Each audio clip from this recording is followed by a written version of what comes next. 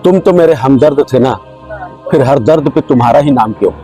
आपने दोनों राजनीतिक पार्टियों को देखा है, जब तक आप विपक्ष में हो तब तक आपको इस बात की पूरी अक्षरशा ज्ञान रहता है, लेकिन जैसे ही आप सत्ता में आते हो आप ये चीज मांग को पूरा करने के लिए जो कदम संघ ने उठाया है उसका समर्थन कर हम लोग भी सरकार से कहना चाहते हैं, अपील करते हैं। इंकलाब जिंदाबाद, इंकलाब जिंदाबाद, इंकलाब जिंदाबाद, भारत माता की।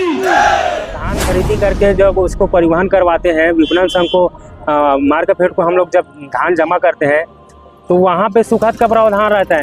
जब हम लोग सूखे हुए धान को खरीदी करते हैं और वहाँ जब परिधान करते हैं तो वहाँ पे सुखद का क्यों प्रावधान? ये दोहरा नीति अपना रही है सरकार। कुछ ज़्यादा ही सरकार ने दुर्भावनापूर्वक व्यवहार किया है। ऑपरेटर भाइयों का जो कि 12 माह का वेतन मिलता था उनको 6 महीने के लिए अभी आदेशित कर दिया गया। तो आप देख रहे हैं सीजी खबर। छत्तीसगढ़ के धान समिति कर्मचारी लगातार दिन पे हड़ताल पे बैठे हुए हैं। ये पहली बार नहीं है जो इस बार धान समिति कर्मचारी हड़ताल कर रहे हैं। लगातार 10 सालों से लेकर ये अपनी हड़ताल को जारी रखे हैं। आप देख सकते हैं आज भी बड़ी संख्या में आप बैठे हैं।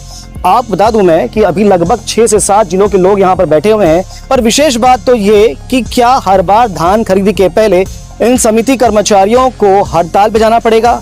और विशेष बात तो ये होती है जब भी समिति कर्मचारी हड़ताल पर बैठते हैं तो विपक्ष के नेता आते हैं। विपक्ष के नेता आकर इनको आश्वासन देते हैं और इनकी मांगों को जायज ठहराते हैं। पर जैसे ही वो सत्ता पर काबिज होते हैं तो वही सारी मांग जिसको इन्होंने विपक्ष में रहते हुए जायज ठहराया था वो सारी बातें नाजायज हो जाती है। चाहे भाजपा की बात करें चाहे कांग्रेस की बात करें, सभी पार्टियों का हाल एक जैसा ही है। देश के हर बड़े नेता ने, चाहे वो वर्तमान मुख्यमंत्री विष्णुदेव साय हो या पूर्व मुख्यमंत्री भूपेश बघेल या पूर्व मुख्यमंत्री रमन सिंह हो, सभी ने विपक्ष में रहते हुए इनकी मांगों को जायज ठहराया है। सत्ता हासिल हुए ही इन सारी बातों को भूल गए। कुछ दिन पहले भी पूर्व गृह मंत्री ताम्रध्वज साहू भी दुर्ग के एक सहकारी समिति के आंदोलन में पहुंचे। आइए सुनते हैं उन्होंने क्या कहा, तो ये जानने का प्रयास करेंगे आखिर वो कौन सी दिक्कतें हैं जिनका सामना सहकारी समिति कर्मचारियों को ग्राउंड लेवल पे करना होता है। छत्तीसगढ़ कर्मचारी महासंघ लगातार काफी दिनों से अपनी जायज मांगों को लेकर धरना में जुटे हुए हैं और अब तक सरकार की ओर से किसी भी प्रकार की चर्चा या उनके मांग को जायज पूरा करने की दिशा में कोई कदम नहीं उठाया गया है। हम लोग समर्थन इसलिए दे रहे हैं क्योंकि जब हमारी सरकार थी तो कर्मचारी फिर धरना प्रदर्शन के लिए बैठे हुए थे मांग में।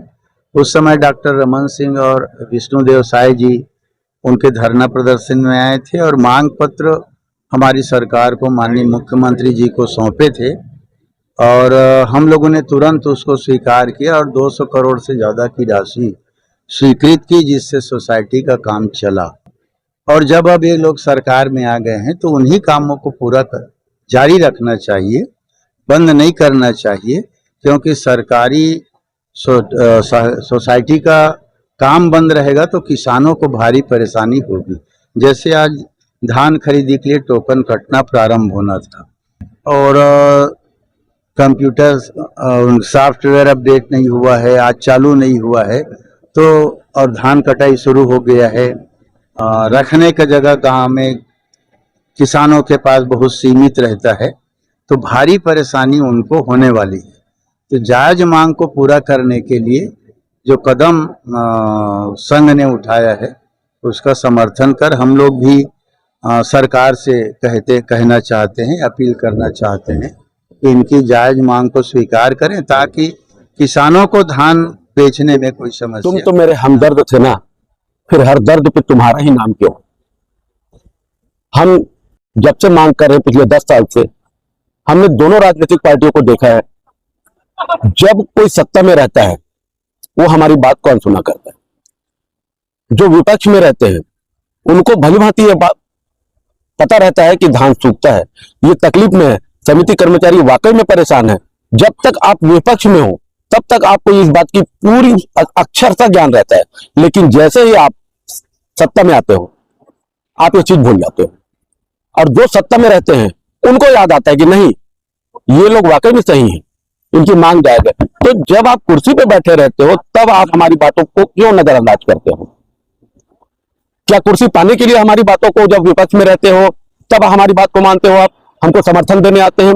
जब जब हम चाहे रायपुर में आंदोलन किए हो, दुर्ग में किए हो, चाहे जहां भी किए हो, विपक्ष में जब कभी भी कोई भी रहा है वो बराबर समर्थन देने आए हैं, चाहे वो मंत्री हो, मुख्यमंत्री हो, प्रदेश अध्यक्ष हो, हर तरह के जो हमारे माननीय नेतागण हैं वो हमको सपोर्ट करने आते हैं। लेकिन सत्ता में आने के बाद ये चीज क्यों भूल जाते हैं, इस बात का हमको खेद है ना। 13,000 15,000 कर्मचारी जो है वो इसे आस लगाए बैठे रहते हैं कि ये सत्ता में आएंगे तो हमारी मांग जरूर पूरा करेंगे, क्योंकि विपक्ष में आकर के हमारी बातों को ध्यान रखे हैं, हमारी बातों को सुने हैं, हमारी मांग को जायज करार दिए हैं। तो हम उस समय हमें लगता है कि चलो ये साल पूरा ना भी हो, आने वाले साल में जब सरकार बदलेगी तो जरूर हमारी मांग पूरा होगा। लेकिन जब सरकार बदलती है, यहाँ तक है कि हमारी बात को पूरी तरह नजरअंदाज कर दिया जाता है।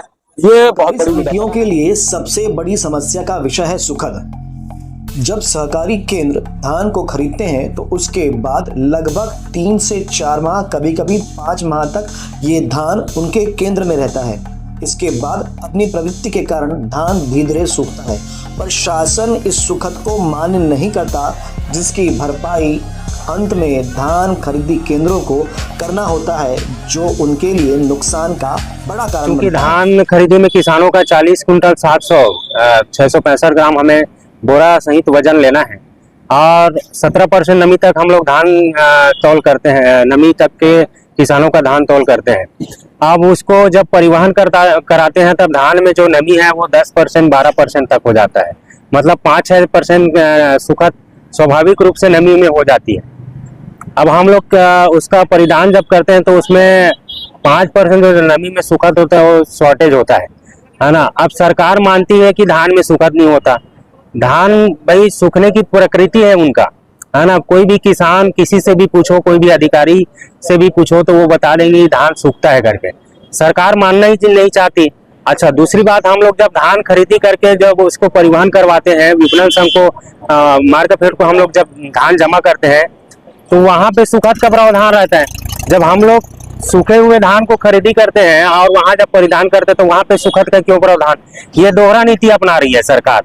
हम जब धान उपार्जन करते हैं तो हमें सुखद देना चाहिए, उसको संग्रहण केंद्र को देता है, हमें भी दिया जाए ना भाई। हम लोग धान खरीदी करते हैं 17% में और उसको उठाते हुए 3 महीना 4 महीना 5 महीना 6 महीना हो जाता है। अभी तो मैं बता दूं मानपुर मोहल्ला का अभी तक के धान नहीं उठा है ना। तो ये बीजापुर का धान नहीं उठा है, बस्तर का धान नहीं उठा है, आपका सरगुजा का धान नहीं उठा है ना। 1-1 साल तक धान नहीं उठेगा तो स्वाभाविक बात है उसमें क्वालिटी में भी दिक्कत होगी और धान में सुखद तो जानते हैं कि किन मांगों के साथ में ये सहकारी समिति कर्मचारी हड़ताल पर बैठे हुए हैं। 10 वर्षों से हमारी मांग है, समिति में जो कर्मचारी कार्यरत है उनका जो वेतनमान है उसके बारे में हमारा शुरू से ही मांग रहा है और आज तक के जो हमारी मांग है उस पर अमल नहीं किया गया है। और जो दूसरा जो महत्वपूर्ण मांग रहता है धान खरीदी में शॉर्टेज के लिए भी हमारी मांग विगत 10 वर्षों से है कि जो समिति में धान सूखता है उसको सुखद प्रावधान किया जाए। और जो है हमारा मांग है 3 लाख प्रत्येक समिति को अनुदान दिया जाए। लेकिन अभी तक के हमारे इन मांगों पर चाहे सत्ता पक्ष में, चाहे वो बीजेपी सरकार बैठी हो, चाहे कांग्रेस की सरकार बैठी हो, आज तक के हमारे मांगों पर ध्यान नहीं दिया गया है। और इन 10 सालों में हमारे सेवा नियम संशोधन का भी कई बार मांग रखा गया है हमारे द्वारा, लेकिन हमारे सेवा नियम संशोधन भी नहीं किया गया और वेतन में वृद्धि नहीं की गई। 10 वर्षों से हमारे सभी कर्मचारियों का वेतनमान लगभग वहीं के वहीं रुका हुआ है और वेतन अभी तक के बढ़ोतरी नहीं हो पाई है। इन सब मुद्दों को लेकर हम लोग हर साल सरकार के समक्ष अपनी मांग रखते हैं, लेकिन हमारे मांग को पूरा नहीं किया जा रहा है।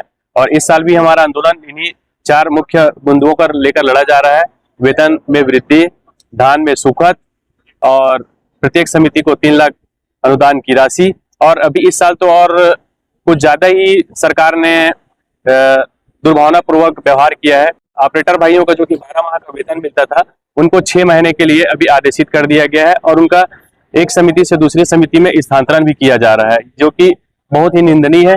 और वेतन 12 महीना जो मिलता था उसको 6 महीने कर दिया गया है। हम आप लोगों के माध्यम से शासन प्रशासन तक बात पहुंचाना चाहते हैं कि जो उनका जो मांग है 12 महीने का, उनको वापस 12 महीने के लिए आदेशित किया जाए और वेतन वृद्धि पर विशेष ध्यान दिया जाए।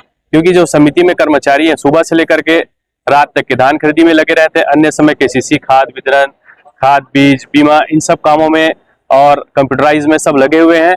मुख्य चीज मैं तो वही ध्यान आकर्षित कराऊंगा कि वेतन अगर सही समय पर और अच्छे रूप में अगर सम्मानजनक मिले तो हम लोगों को काम करने में कोई असुविधा नहीं होगी। शासन का रवैया अब तक इस हड़ताल को लेकर स्पष्ट नहीं हुआ है, पर क्या करेंगे सहकारी समिति कर्मचारी अगर शासन उनकी बात को नहीं मानता? क्या वाकई में इस बार धान खरीदी ये कर्मचारी नहीं करेंगे? देखिए, हमारी अनिश्चितकालीन आंदोलन जो है, लेकिन सरकार के तरफ से जो ठोस पहल जो होना चाहिए वो अभी तक नहीं हो पाया है। कल मंत्रालय स्तर पर बुलावा हमारा हुआ जरूर था, हमारे प्रदेश के सब पदाधिकारी गए थे, लेकिन जिस स्तर के जो हमारी जो मांग है उस स्तर पर हमारी बात अभी तक नहीं हो पाई, क्योंकि जो हमसे जो वार्तालाप कर रहे हैं उनको बार बार यही पूछा जाता है कि क्या मांग है, क्या बात है, तो उनको बताकर हम लोग आ गए हैं।